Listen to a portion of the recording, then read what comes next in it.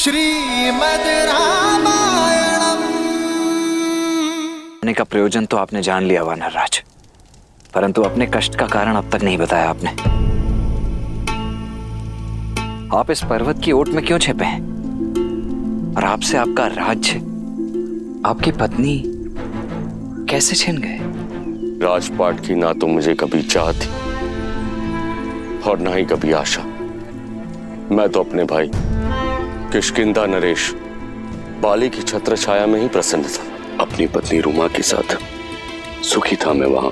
फिर एक दिन मायावी नामक एक राक्षस ने बाली को युद्ध की चुनौती दी और इस बात से बाली के अभिमान को ठेस पहुंच गई। बाली को वरदान प्राप्त था कि जो उससे युद्ध करेगा उसका आधा बल बाली में आ जाएगा, परंतु मायावी और बाली के युद्ध ने मेरा पूरा बल ही छीन लिया, मेरा पूरा जीवन ही बदल दिया। बाले, बाले, कहाँ छुपकर बैठा है कायर? लड़ मुझसे, युद्ध कर। आज तेरा बल धराशायी होगा। बाहर निकल।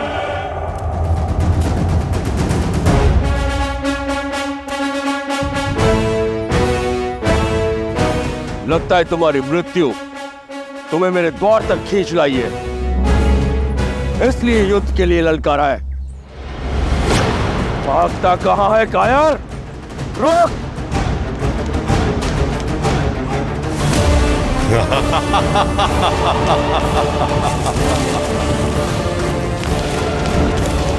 भैया एक क्षण रुकिए, सोचिए। पहले मायावी किष्किंधा आकर आपको ललकारता, फिर यहाँ गुफा में आकर छिप जाता। अवश्य कोई छल है, ये उस मायावी की गुफा है, भीतर मत जाइए। क्या हुआ? अपने भाई के बल पर विश्वास नहीं रहा या माता के दूध का तेज चूक गया है? मैं बाली हूं, बाली, किसी का भाई नहीं है मुझे। परंतु भैया ये तो संसार जानता है, फिर क्यों गुफा में जाना है? ताकि किष्किंधा जान सके कि उनका राजा अभी भी उनकी रक्षा में सक्षम है। बिना युद्ध के लौटा तो प्रजा समझेगी कि बाली भगोड़ा है। मैं ऐसे नहीं जाऊंगा, तुम यहीं पर प्रतीक्षा करो, मैं इस कथा का अंत करके आता हूं। किंतु भैया मेरा निर्णय अटल है सुग्रीव। और सुनो, यदि गुफा से दूध की धारा निकलती है तो समझना कि मायावी मारा गया, क्योंकि मायावी के रक्त का रंग श्वेत होता है। और यदि रक्त बहता दिखे तो जान लेना कि इस बाली का अंत हुआ। भैया राज सिंहासन कांटों का होता है सुग्रीव, उसे अपना बनाए रखने के लिए रक्त बहाना पड़ता है, कभी शत्रु का या कभी स्वयं का।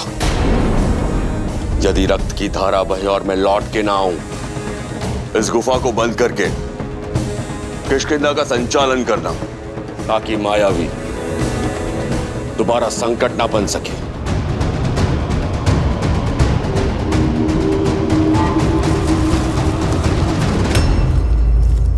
प्रहार से दिन बीते, दिन सप्ताह में बदले और सप्ताह महीनों में। मैं मन में आस लिए 1 वर्ष गुफा के बाहर बैठा रहा मैं, किंतु ना तो मायावी बाहर आया और ना ही बाली। फिर एक दिन रक्त की धारा बाहर आई।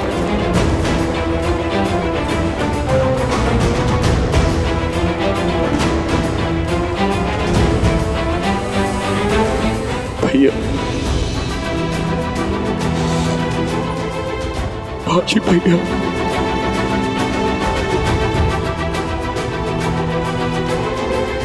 भैया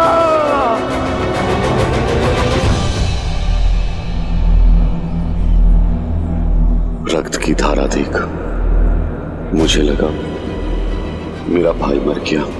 किसी भांति अपने आंसू रोक किष्किंधा की सुरक्षा का दायित्व उठाने चल पड़ा।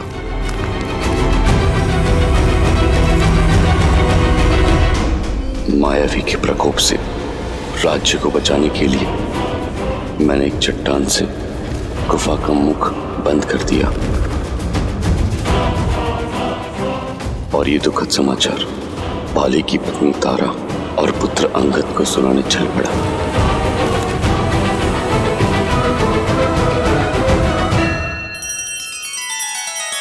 श्री रामचंद्र कृपालु भजु मन हरण भव भय दारुणम नव कंज लोचन कंज मुख कर कंज पद कंजारुणम। सिया राम सिया राम सिया राम सिया राम। आदर्श और मर्यादा की है ये कथा महापावनम काट मद श्री से मिला दे श्रीमद् रामायणम श्रीमद् रामायणम। सिया राम सिया राम सिया राम सिया राम।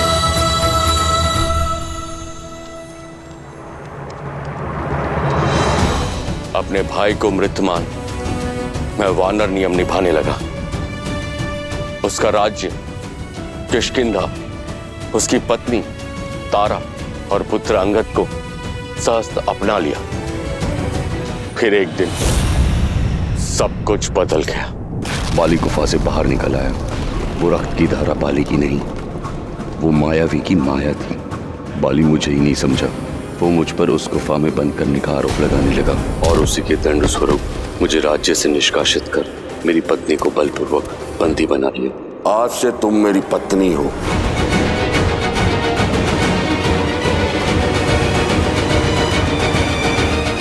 यदि आज मैं जीवित हूं तो हनुमान की सहायता और ऋषि मतंग के श्राप के कारण, जो बाली को यहां आने से रोके हुए हैं। उसे श्राप है, यदि उसने ऋषिमुख पर्वत पर अपना पैर भी रखा तो उसके सिर के 100 टुकड़े हो जाएंगे। किंतु जीवित रहने का एक दंश भी है। मुझे अपनी पत्नी का वियोग, उसकी पीड़ा के आभास के साथ ही जीना है। आपके भाई ने जो आपके और आपके पत्नी के साथ किया, उसके लिए उसका केवल एक ही दंड है, मृत्यु।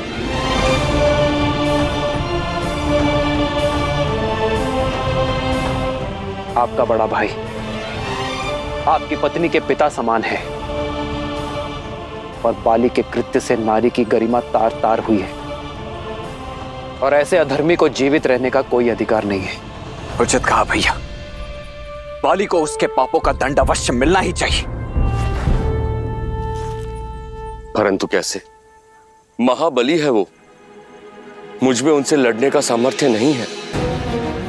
और कोई भी लड़े, जो उसके समक्ष जाएगा उसका बल आधा हो जाएगा। महाराज सुग्रीव, आप मन से भय को निकाल फेंकिए। जब नौका समक्ष है तो जलधारा अवश्य पार होगी, क्योंकि मेरे प्रभु श्री राम आ गए हैं, जिनके स्पर्श से पत्थर में भी प्राण खिल जाए। महाराज सुग्रीव, वो अवश्य ही कोई मार्ग निकालेंगे। नियति ने आप दोनों को किसी उद्देश्य से ही मिलाया है। यदि आप प्रभु श्री राम से संधि कर लें तो आप में बल भी आ जाएगा और सामर्थ्य भी। हनुमान, संधि के अपने कुछ नियम होते हैं। वो या तो दो राज्यों के बीच होता है या दो राजाओं के बीच होती है, किंतु यहाँ ना राम के पास कोई राज्य है ना ही तुम्हारे पास, तो ये संधि किस आधार पर होगी? स्वामी, आपने सुना अंगद क्या सूचना लेकर आया है?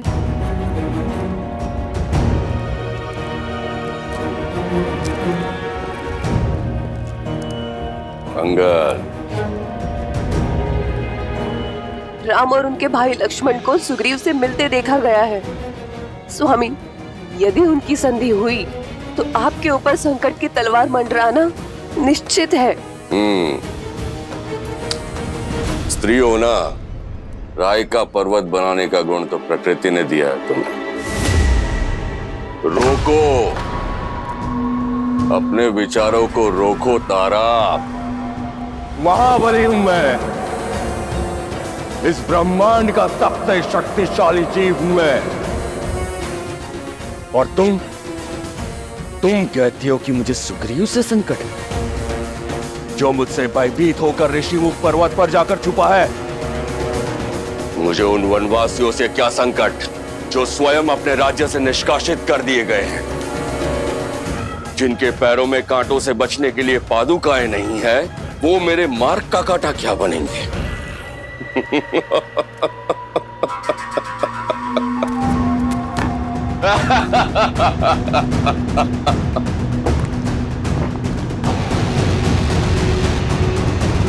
जो स्वयं परास्त है वो मुझे क्या हराएंगे? संधि राजाओं में होती है, राज्यों में होती है, भिक्षुकों में नहीं।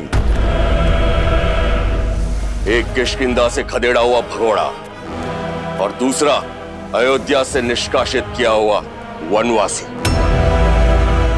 उसके पास ना तो कोई राज्य है और ना राजा कहने वाली प्रजा। क्या बिगाड़ेगी उसकी संधि मेरा?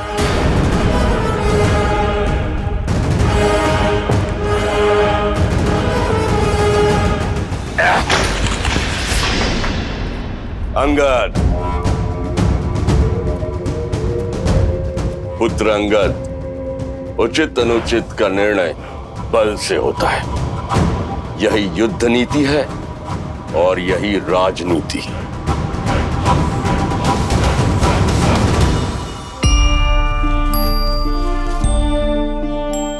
महाराज सुग्रीव, राज्य का धर्म है प्रजा की रक्षा, और सेना होती है धर्म रक्षा की शक्ति। परंतु ये गुण एक और भाव में है,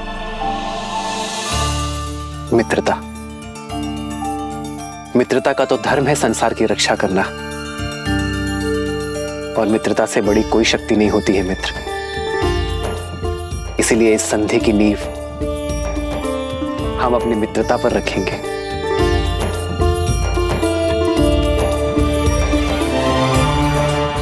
मित्रता एक ऐसा बंधन है जो हर संबंध से ऊपर है।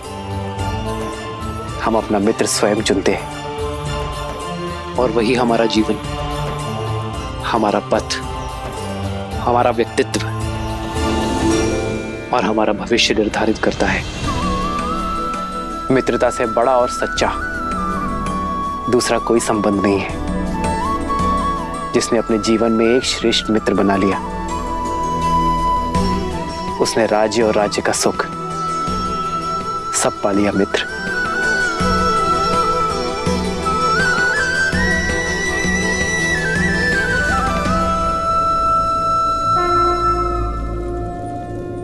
मैं महाराज दशरथ का पुत्र रघुवंशी राम ये प्रण लेता हूं कि अपने मित्र सुग्रीव को उसका राज, उसकी पत्नी और उसका सम्मान अवश्य लौटाऊंगा, और बाली को मृत्यु दंड देकर उसके पापों का अंत करूंगा।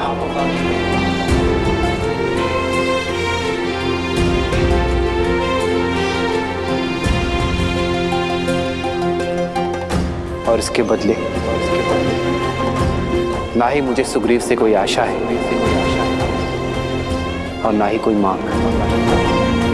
प्रभु श्री राम की जय, प्रभु श्री राम की जय। धन्य है आप प्रभु, आप धन्य हैं।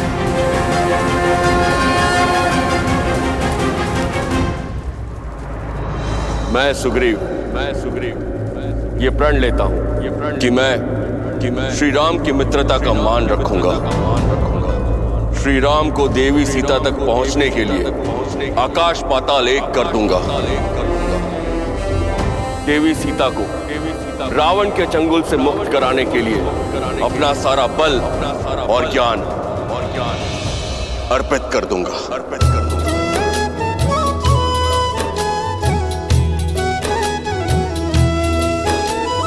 तब हनुमंत उभय दिशि की सब कथा सुनाई, पावक साखी दे करी जोरी प्रीत दृढ़ाई।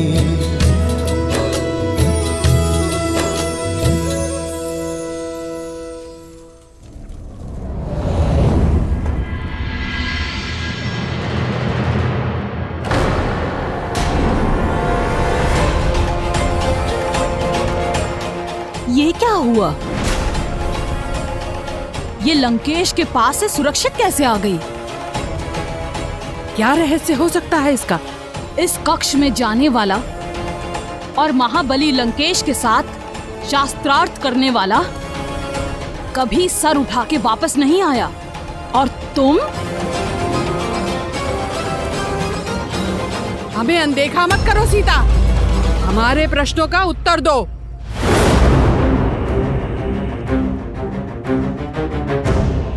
तुम्हारा ये अभिमान, ये अहंकार, ये निर्भीकता चुभती है। त्रिजटा, जैसे इसको छूते ही हमारे हाथ जल गए थे, वैसे ही हम आज इसके साथ इसके अभिमान को स्वाहा कर देते हैं।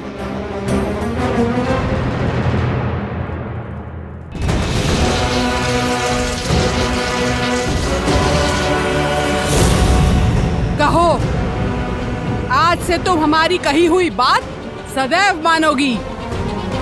वचन दो, अन्यथा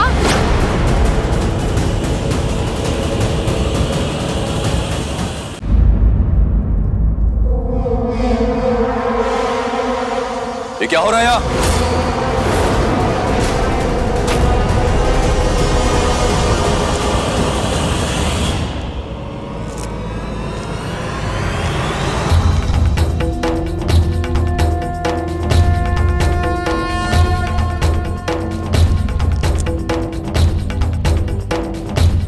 विष्णु तिलक?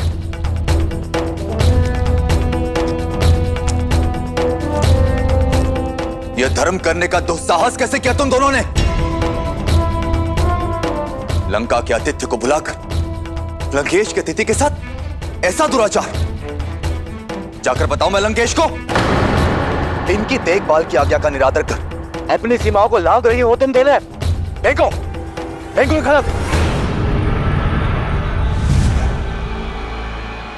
भूल हुई हमसे, क्षमा कर दीजिए। लंकेश से कुछ मत कहिएगा। ऐसी भूल आगे से नहीं होगी। इसे मेरी अंतिम चेतावनी समझो। जाओ यहां से।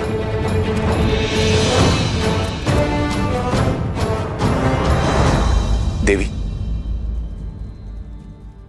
इनकी ओर से मैं आपसे क्षमा मांगता हूं। मैं लंकेश का अनुज विभीषण हूं। आपको जो कष्ट हुआ उसके लिए क्षमा प्रार्थी हूं। आइए, आपको आपके स्थान तक छोड़कर आता हूं। मेरा स्थान मेरे श्री राम के पास है, क्या आप वहां मुझे छोड़ सकते हैं?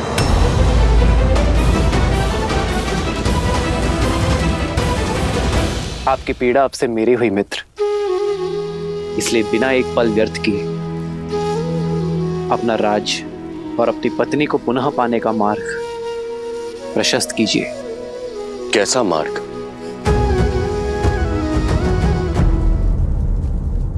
अन्याय के विरुद्ध युद्ध करने का एक ही मार्ग है मित्र, द्वंद्व।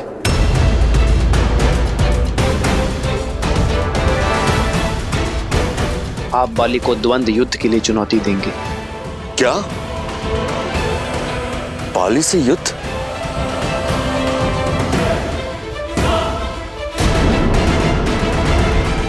आपको भ्रम है श्री राम, महाबलशाली है वो। मैं बाली को मारना तो दूर, उसके सामने कुछ पल तक टिक नहीं सकता। यदि मैं उसको युद्ध में परास्त कर सकता तो यहां भगोड़ों की भांति मैं छिपता क्यों? मुझे आशा नहीं थी कि आप मुझे आत्महत्या का मार्ग सुझाएंगे। श्री राम, आपने मुझे बाली के वध का वचन दिया है और यहां तो आप उसके हाथों मेरा ही वध करवाने लगे। मुझे मेरा वचन स्मरण है मित्र, किंतु आप अपनी आत्मशक्ति को भुला चुके हैं। कहां है वो सुग्रीव जो बाली की अनुपस्थिति में समस्त किष्किंधा को संभालता था? मित्र केवल उसकी सहायता करते हैं जो संघर्ष से भागते नहीं बल्कि उसमें भाग लेते हैं। ये युद्ध आपका है मित्र, और जो अपना युद्ध स्वयं नहीं लड़ते उसका हाथ तो नारायण भी नहीं थामते। इसलिए पहला पग बढ़ाएं, बाली को युद्ध के लिए चुनौती दें और रघुकुल के वंशज के वचन का पालन उन्हीं पर छोड़ दें।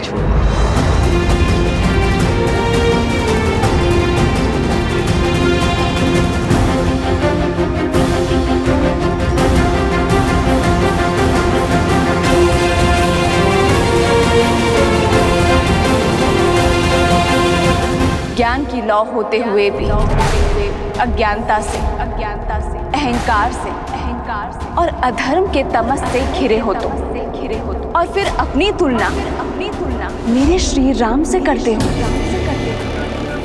यहाँ काल तांडव करेगा रावण।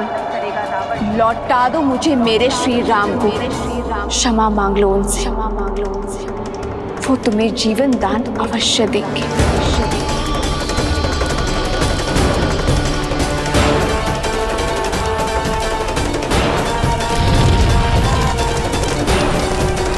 यदि तुम ना माने तो तुम्हारा ये ज्ञान भी मेरे श्री राम के क्रोध से नहीं बचा पाएगा।